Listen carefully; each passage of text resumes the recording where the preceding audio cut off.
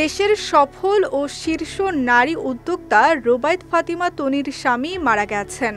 মৃত্যুর খবরটি তনি তার ফেসবুকে নিশ্চিত করেছেন। রোবায়েত ফাতিমা তনি তার ফেসবুকে লিখেছেন, সে আর নাই, ব্যাংকক সময় রাত ৩টা ৩ মিনিটে আমাকে সারা জীবনের মতো একা করে চলে গেছে।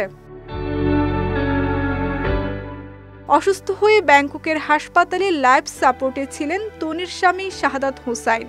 ২০২৪ সালের অক্টোবরের শুরুতে অসুস্থ হয়ে পড়লে ঢাকার বেসরকারি একটি হাসপাতালে ভর্তি করা হয় তাকে।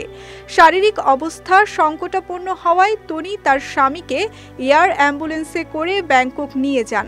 ২ মাস তনি ২ দেশে যাওয়া আসার মধ্যে ছিলেন। তনির স্বামী ছিলেন একজন সফল ব্যবসায়ী। তার স্বামী শাহাদাত হোসাইন ৩৮ বছরের বড় হওয়ায় সবসময় সমালোচনার শিকার হয়েছেন তনি। ফেসবুক লাইভে এলে নানা রকম ট্রোলের মুখেও পড়তেন এই নারী উদ্যোক্তা। তবে এসবে তার কোনো তোয়াক্কা নেই। দিন শেষে নিজের ঘরে শান্তিতে থাকতে চান বলেই অভিমত দিয়েছেন নানা সংবাদ মাধ্যমে।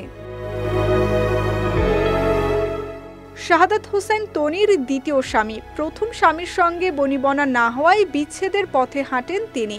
এরপর ভালোবেসে বিয়ে করেন অসমবয়সী শাহাদাতকে। প্রথমে পরিবার মেনে না নিলেও পরবর্তীতে সব ঠিক করে নেন তিনি।